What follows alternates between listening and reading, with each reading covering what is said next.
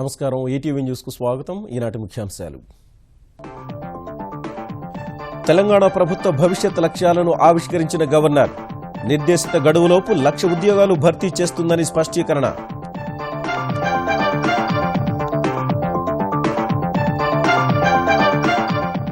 సంక్షేమానికి పెద్దపీట వేశామన్న గవర్నర్ 1 కోటి ఎకరాలకు సాగునీరిచ్చే దిశలో పయనిస్తున్నట్టు వెల్లడి అవినీతికి పాతరేస్తామని ప్రకటన ఈ నెల 27 వరకు తెలంగాణ శాసనసభ బడ్జెట్ సమావేశాలు మొత్తం 14 రోజులు జరగనున్న సభ 13న పద్దును ప్రవేశపెట్టనున్న ఆర్థిక మంత్రి 2017-18 ఆర్థిక సంవత్సరంలో 15% వృద్ధి రేటు లక్ష్యమన్న చంద్రబాబు నిరంతర శ్రమతోనే సాధించగలమని అధికారులకు దిశానిర్దేశం తెలుగు రాష్ట్రాలకు ఇచ్చిన విభజన హామీల అమలు ప్రక్రియ వేగవంతం ఏపీ ఎంపీలతో భేటీ తర్వాత ప్రకటించిన కేంద్ర మంత్రి వెంకయ్య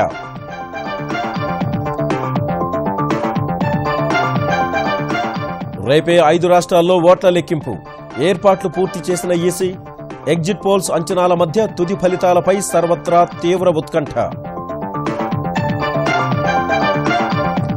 బ్యాంకు రుణాలు ఎగవేసిన వారిపై కఠిన చర్యలకు సిద్ధమవుతున్న కేంద్రం కొత్త చట్టాన్ని తీసుకురానున్నట్లు లోక్సభలో జైట్లీ ప్రకటన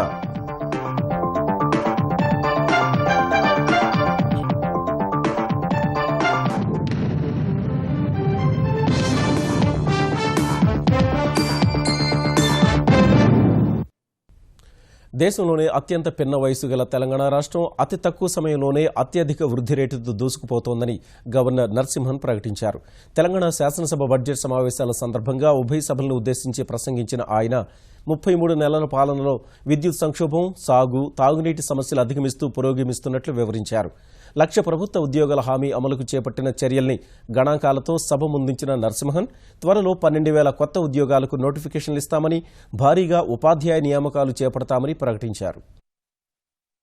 2017-18 తెలంగాణ శాసనసభ బడ్జెట్ సమావేశాల్ని గవర్నర్ నరసింహన్ తన ప్రసంగంతో ప్రారంభించారు. ప్రజాస్వామ్యానికి పట్టుగుమ్మలైన ఉభయ చట్టసభల్లో అర్థవంతమైన చర్చ సాగాలని గవర్నర్ అభిలషించారు. 33 నెలల తెలంగాణ ప్రభుత్వ పాలనలో కొత్త జిల్లాల ఏర్పాటు, సూక్ష్మస్థాయి ప్రణాళికలతో 2016-17లో జీఎస్డీపీ విలువ 6.54 లక్షల కోట్లు ఉంటుందని అంచనా వేస్తున్నట్లు తెలిపారు. There has been a significant improvement in the growth of gross state domestic product (GSDP) since the formation of the new state. As per the advanced estimates of 2016-17, the GSDP is likely to grow 13.7% at current prices compared to the estimated all-India growth rate of 11.5%. At constant prices of 2011-12, this corresponds to 10.1% growth as against the projected national growth rate of 7.1%.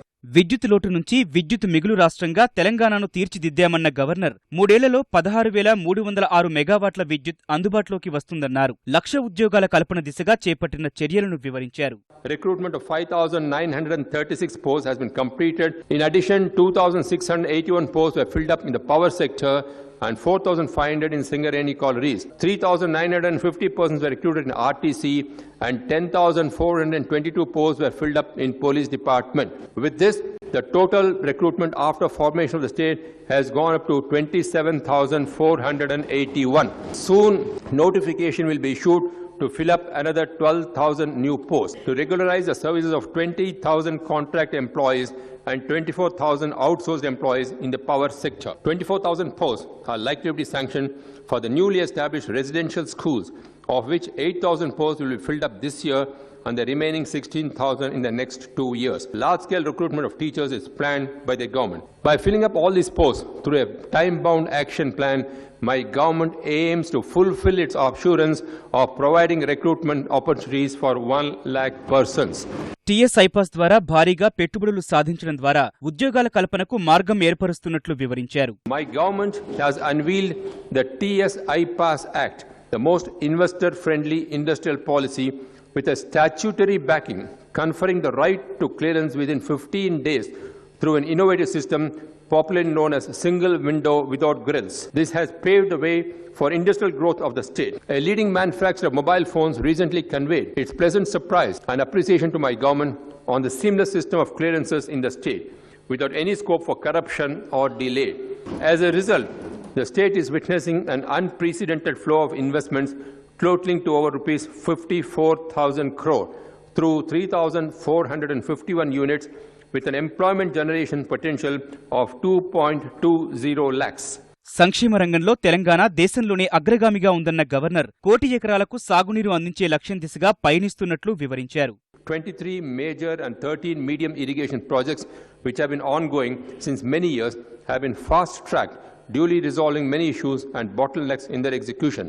So far, 7 projects have been completed and 14 projects are partially commissioned. Out of the total contemplated new irrigation potential of 68.19 lakh acres and stabilization of 8.44 lakh acres through these projects, new irrigation potential of 12.29 lakh acres and stabilization of IACAT of 2 lakh acres has been achieved. సామాజిక ఆధారిత సాంప్రదాయక వృత్తులకు కొత్త రూపం ఇచ్చేందుకు గొర్రెల కాపరులు, మత్స్యకారులు, నేతన్నలు, క్షురకులు వంటి చేతి వృత్తిదారులకు చేయూత ఇస్తున్నట్లు తెలిపారు. గవర్నర్ ప్రసంగంపై ప్రతిపక్షాలు పెదవి విరిచాయి. ప్రభుత్వ అభివృద్ధి గణాంకాలు నమ్మశక్యంగా లేవని ప్రధాన ప్రతిపక్షం సందేహం వ్యక్తం చేసింది. 2 పడక గదుల ఇళ్ల నిర్మాణంతో పాటు ఎస్సీ ఎస్టీలు, ముస్లిం రిజర్వేషన్ల అంశాలను విస్మరించారని, అందుకే సభను బహిష్కరించామని టీపీసీసీ నేతలు తెలిపారు. దళిత, గిరిజనులకు భూ పంపిణీతో పాటు అనేక అంశాలు విస్మరించారని తెలంగాణ తెలుగుదేశం విమర్శించింది. ఉద్యోగాల భర్తీ కేవలం ప్రకటనలకే పరిమితమైందని భాజపా ఆరోపించింది.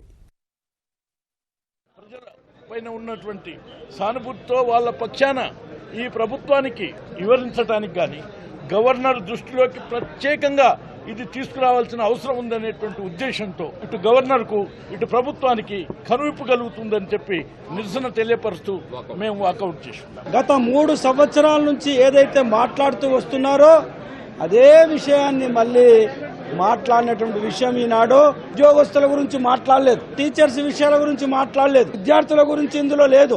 దీన్ని మేము తీవ్రంగా ఖండిస్తున్నాము. అసెంబ్లీలో చర్చించే సత్తాలేకే ప్రతిపక్షాలు పారిపోతున్నాయని తెలంగాణ శాసనసభ వ్యవహారాల శాఖ మంత్రి హరీష్ రావు ఎద్దేవా చేశారు. గవర్నర్ ప్రసంగానికి అడ్డురావద్దని గతంలోనే నిర్ణయం తీసుకున్న విపక్షాలు వాకౌట్ చేయడంపై ఆయన తీవ్ర అసంతృప్తి వ్యక్తం చేశారు. ఎన్ని రోజులైనా ఏ అంశంపైనైనా చర్చకు సిద్ధమని ప్రకటించారు.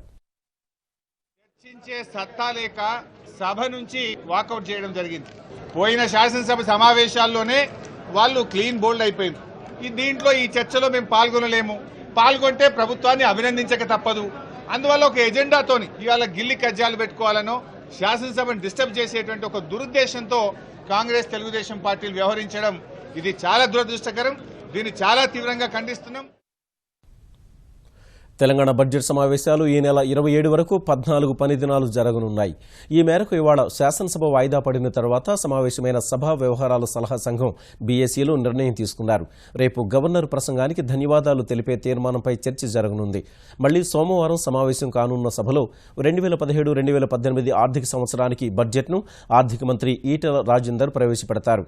పద్దును ప్రవేశపెట్టిన మరుసటి రోజైన ఈ నెల 14న సభకు సెలవు ప్రకటించారు. అనంతరం బడ్జెట్పై చర్చ జరగనుంది. ఇతర అంశాలు లేకుండా కేవలం పద్దులపైనే చర్చించాలని బీఎస్సీలో నిర్ణయించారు.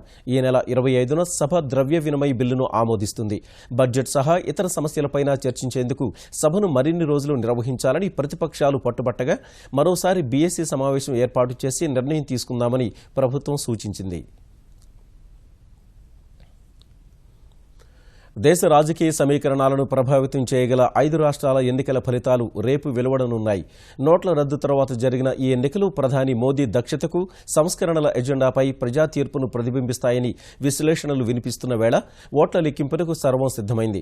3 అంచెల భద్రత మధ్య రేపు ఉదయం 8 గంటల నుంచి ఓట్ల లెక్కింపు ప్రారంభం కానుంది. ముందస్తు అంచనాలన్నీ కమలదళానికే జై కొట్టగా అసలు ఫలితాలు తమకే అనుకూలంగా వస్తాయని ఇతర పక్షాలు ఆశాభావంతో ఉన్నాయి. ఉత్తరప్రదేశ్, ఉత్తరాఖండ్, పంజాబ్, గోవా, మణిపూర్ శాసనసభ ఎన్నికల ఓట్ల లెక్కింపు రేపు జరగనుంది. 403 నియోజకవర్గాలున్న ఉత్తరప్రదేశ్లో 75 జిల్లాల్లో 78 లెక్కింపు కేంద్రాలను ఏర్పాటు చేశారు. అతిపెద్ద రాష్ట్రమైన యూపీలో కమలదళానికి 210 నుంచి 284 స్థానాలు దక్కవచ్చని కొన్ని సంస్థలు, అతిపెద్ద పార్టీగా నిలుస్తుందని మరికొన్ని సంస్థలు అంచనా వేశాయి. యూపీ ఎన్నికల్లో మోదీ ప్రభంజనం, భాజపా అధ్యక్షుడు అమిత్ షా వ్యూహాలే పార్టీని ముందు నిలిపాయని సర్వేల్లో వెల్లడైంది. సమాజ్వాదీలో అంతర్గత కుమ్ములాటలు ఎస్పీ, కాంగ్రెస్ కూటమికి నష్టం కలిగించగా ఓబీసీ వర్గ నేతలు పార్టీని విడిచిపోవడం బీఎస్పీకి చేటు తెచ్చాయని ముందస్తు అంచనాలు వెల్లడించాయి. అయితే వాస్తవ ఫలితాలు వేరుగా ఉంటాయని ఎస్పీ, కాంగ్రెస్, బీఎస్పీ బీఎస్పీ ఆశగా ఉన్నాయి. యూపీతో పాటు ఉత్తరాఖండ్లోనూ కమలదళమే జయకేతనం ఎగురవేస్తుందని ఎగ్జిట్ పోల్స్ అంచనా వేశాయి. ఉత్తరాఖండ్లో 70 అసెంబ్లీ స్థానాలకు గాను 15 లెక్కింపు కేంద్రాలను ఏర్పాటు చేశారు. ఉత్తరాఖండ్లో భాజపాకు 29 నుంచి 53 స్థానాల వరకు దక్కవచ్చని, అధికార కాంగ్రెస్కు పరాభవం తప్పదని సర్వేలు అంచనా వేశాయి. గోవాలో భాజపా అధికార పీఠాన్ని నిలబెట్టుకోనుందని ఎగ్జిట్ పోల్స్ అంచనా వేశాయి.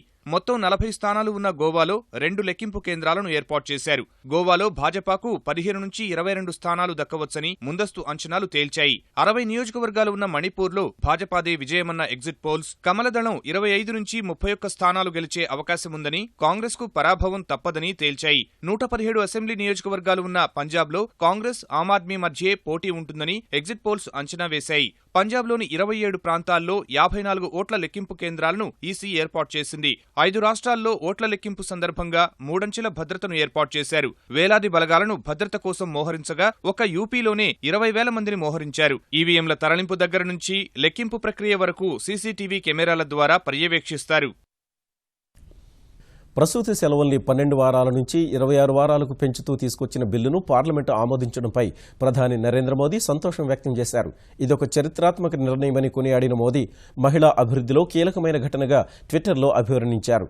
9 నెలల క్రితం రాజ్యసభ ఆమోదం పొందిన మాతృత్వ ప్రయోజన సవరణ బిల్లు 2016ను గురువారం లోక్సభ ఆమోదించగా ఈ చట్టం అమలైతే సుమారు 18 లక్షల మంది మహిళలు ప్రయోజనం పొందనున్నారన్న మోదీ ఈ బిల్లు మహిళల ఉపాధికి రక్షణ కల్పిస్తుందని అభిప్రాయపడ్డారు.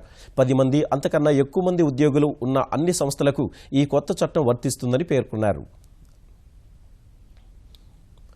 2016-2017 ఆర్థిక సంవత్సరం నమోదు చేసిన వృద్ధి రేటు గణాంకాల స్ఫూర్తితో 2017-2018లో 15% వృద్ధి రేటే లక్ష్యంగా పనిచేద్దామని ముఖ్యమంత్రి చంద్రబాబు విభాగాధిపతులకు సూచించారు.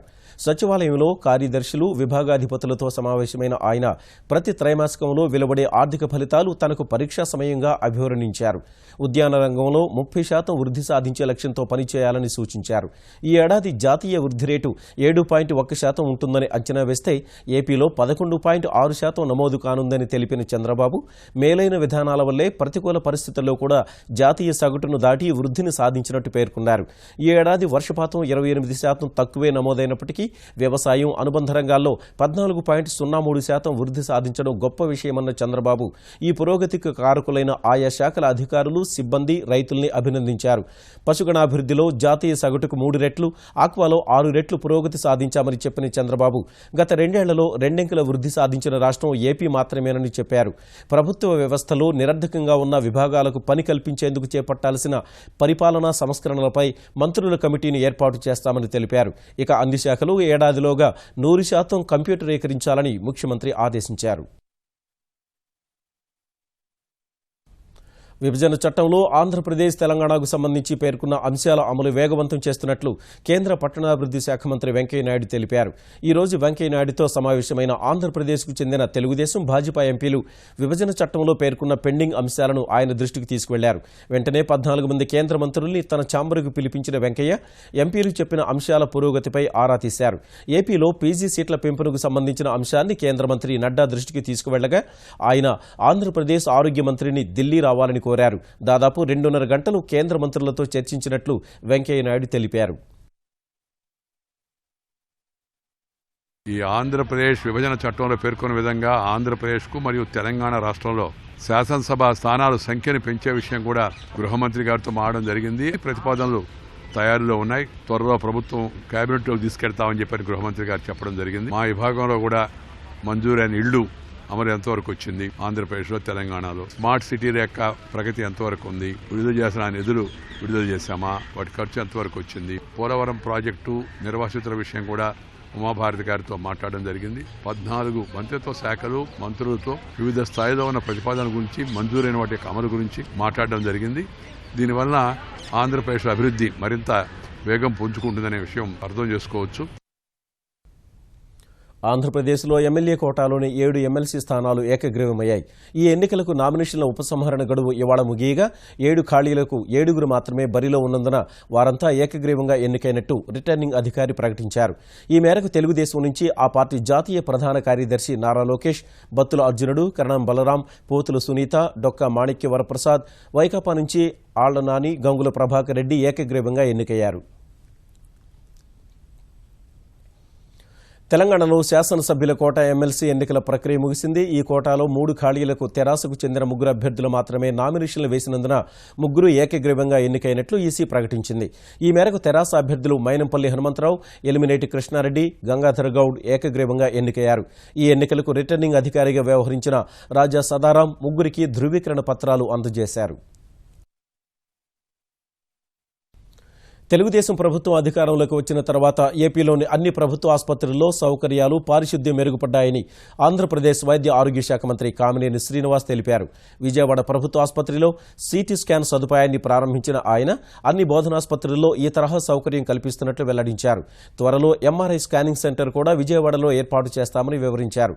ఏపీలో కొత్తగా 18 డయాలసిస్ కేంద్రాల ఏర్పాటుకు కేంద్రం 22.47 కోట్ల రూపాయల నిధులు మంజూరు చేసిందన్న ఆయన ఈ కేంద్రాలను పాడేరు, తుని, అమలాపురం, జంగారెడ్డిగూడెం, నూజివీడు, మాచర్ల, నరసరావుపేట, ఆత్మకూరు, మదనపల్లి, కుప్పం, రాయచోటిలో ఏర్పాటు చేస్తామని చెప్పారు.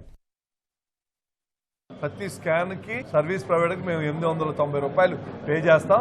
రోగులకు ఉచితంగా సిటీ స్కాన్ చేస్తాం. దీనివల్ల కార్డియాక్ వెసల్స్ అయి తప్ప మిగిలిన అన్ని దీంట్లో చేయొచ్చు. ప్రజలందరికీ బాగా ఉపయోగపడుతుంది. అందుకని ముఖ్యమంత్రి గారు అన్ని హాస్పిటల్స్ లో అన్ని డయాగ్నోస్టిక్స్ మనం క్రియేట్ చేయాలనే ప్రాసెస్ లో ఇవాళ విజయవాడలో స్టార్ట్ చేసాం. రాబోయే రోజుల్లో అన్ని ప్రభుత్వ మెడికల్ కాలేజ్ హాస్పిటల్లో ఈ సిటీ స్కాన్ పెడతాం.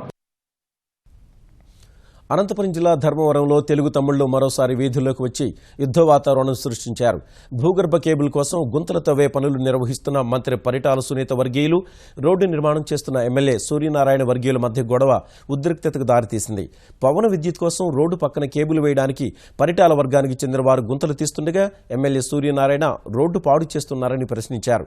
ఈ దశలోనే సూర్య అనుచరులు, పరిటాల వర్గీయుల మధ్య మాటామాట పెరిగి ఇరు వర్గాలు పిడిగుద్దులు కురిపించుకునే స్థాయికి వెళ్లింది. వెంటనే పోలీసులు జోక్యం చేసుకుని ఇరు వర్గాల్లోని వారికి సర్ది చెప్పి పంపినప్పటికీ సాయంత్రం సూర్యవర్గీయులు ధర్మవరం శివార్లోని తారక రామనగర్లో కేబుల్ కోసం పరిటాల వర్గీయులు తవ్విన గుంతల్ని పూడ్చే యత్నం చేయడం మరోసారి ఉద్రిక్తతకు దారితీసింది. ఇరు వర్గాలు పరస్పర రాళ్లదాడులకు పాల్పడగా పోలీసులు లాఠీచార్జి చేశారు. ఈ చర్యపై ఆగ్రహించిన ఇరు వర్గాలు రాళ్లతో పోలీసులపై దాడి చేశారు. ఈ ఘర్షణలో ఇరు వర్గాలకు చెందిన వారు 5గురికి గాయాలు కాగా ధర్మవరం ఆసుపత్రికి తరలించారు. కోస్తాంధ్ర, తెలంగాణ జిల్లాల నుంచి కర్ణాటక వరకు విస్తరించిన ఉపరితల ద్రోణి ప్రభావంతో తెలుగు రాష్ట్రాల్లో ఉరుములతో కూడిన జల్లులు కురుస్తున్నాయి. ప్రత్యేకించి తెలంగాణలోని నల్గొండ, రంగారెడ్డి, హైదరాబాద్, కోస్తాలోని కృష్ణా, గుంటూరు జిల్లాల్లో చాలా చోట్ల భారీ వర్షాలు కురిశాయి. కృష్ణా జిల్లా వీరులపాడు మండలం కొణతాలపల్లి గ్రామంలో పిడుగుపడి తన పొలంలో పనిచేస్తున్న సీతారామరెడ్డి అనే రైతు మృతి చెందాడు. నందిగామ మండలం పెద్దవరంలో పిడుగుపడ్డంతో పొలంలో మిర్చి కోస్తున్న 6 కూలీలు గాయపడ్డారు. నందిగామ, వీరులపాడు, జగ్గేపేట ప్రాంతాల్లో మిర్చి, ఇతర పంటలు దెబ్బతిన్నాయి. తెలంగాణలోని భద్రాద్రి జిల్లా సుజాత నగర్ మండలంలో ఈదురుగాలులతో వర్షం కురవగా జయశంకర్ జిల్లా వెంకటాపురం, వాజేడు మండలాల్లోని ఉరుములు, మెరుపులతో కూడిన వర్షం పడి మిర్చి పంట దెబ్బతింది. మహబూబాబాద్ జిల్లా మరిపెడ, చిన్నగూడూరు మండలంలో ఈదురుగాలులకు మామిడికాయలు నేలరాలాయి. కోర్టు ధిక్కరణ కేసులో విచారణకు గైర్హాజరవుతున్న కోల్కతా హైకోర్టు న్యాయమూర్తి జస్టిస్ సిఎస్ కర్ణన్ విషయంలో సుప్రీంకోర్టు అనూహ్య నిర్ణయం తీసుకుంది. ఈ నెల మార్చి 31న జరిగే విచారణకు ఆయన ఉండే విధంగా జస్టిస్ కర్ణన్పై అరెస్టు వారెంట్ జారీ చేసింది. మార్చి 31న జరిగే విచారణకు జస్టిస్ కర్ణన్ను కోర్టులో హాజరుపరచాలని పశ్చిమ బంగ డీజీపీని ఆదేశించింది. అరెస్టు వారెంట్ను స్వయంగా జస్టిస్ కర్ణన్కిచ్చి విచారణకు హాజరయ్యే విధంగా చూడాలని ఆదేశించింది.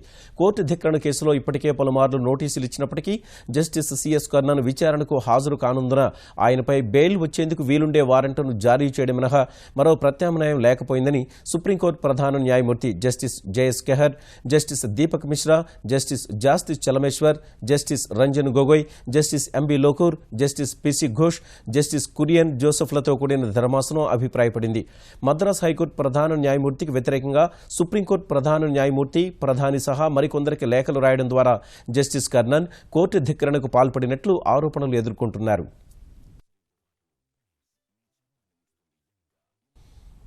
బ్యాంకులకు 9,000 కోట్ల రూపాయల రుణాలను ఎగవేసిన కేసులో ఒకేసారి పరిష్కారానికి సిద్ధంగా ఉన్నట్లు మద్యం వ్యాపారి విజయ్ మాల్యా ప్రకటించారు. ఈ మేరకు బ్యాంకులతో సంప్రదింపులు జరిపేందుకు సిద్ధమని ట్విట్టర్లో తెలిపారు. ప్రభుత్వ రంగ బ్యాంకుల విధానాల్లో ఇలా ఒకేసారి పరిష్కారం చేసుకునే అవకాశం ఉందన్న మాల్యా, వందలాది మంది రుణగ్రహీతలు ఇలా విముక్తి పొందినట్లు గుర్తు చేశారు. ఈ విధానాన్ని తమకెందుకు వర్తింపు చేయడం లేదని ప్రశ్నించారు. సుప్రీంకోర్టు ముందు తాము ఉంచిన వాస్తవ ప్రతిపాదనను కనీసం పరిగణలోకి తీసుకోకుండా బ్యాంకులు తిరస్కరించాయని ట్విట్టర్లో మాల్యా పేర్కొన్నారు. న్యాయమైన విధానంలో సమస్యను పరిష్కరించుకునేందుకు తాను సిద్ధమని ప్రకటించారు. ఈ విషయంలో సర్వోన్నత న్యాయస్థానం జోక్యం చేసుకుని బ్యాంకులు తనతో చర్చించి సమస్యను పరిష్కరించుకునే దిశలో ఆదేశించాలని కోరుకుంటున్నట్లు మాల్యా పేర్కొన్నారు.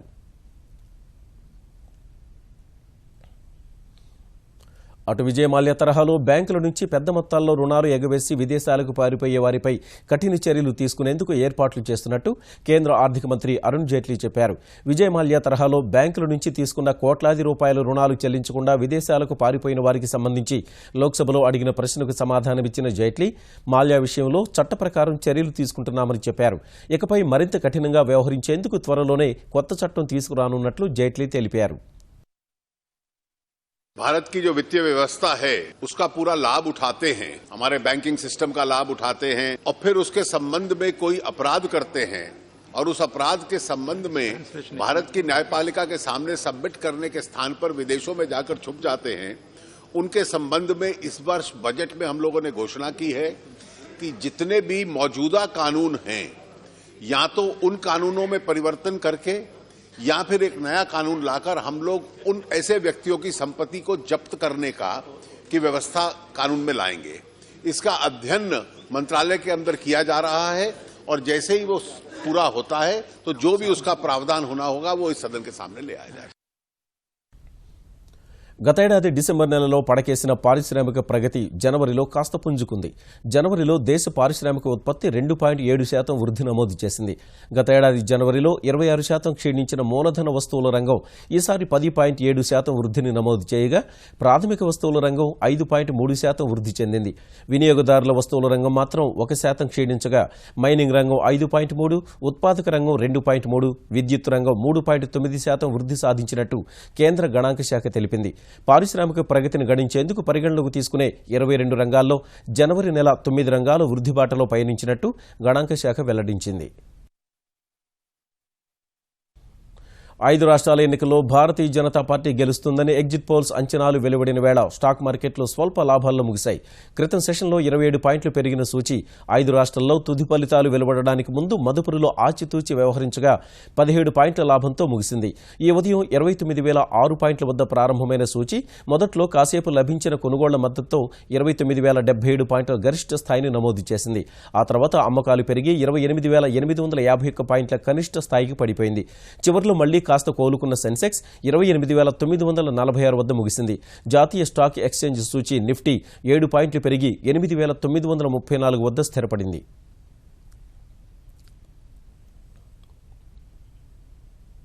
ఈటీవీ న్యూస్ సమాప్తం. నమస్కారం.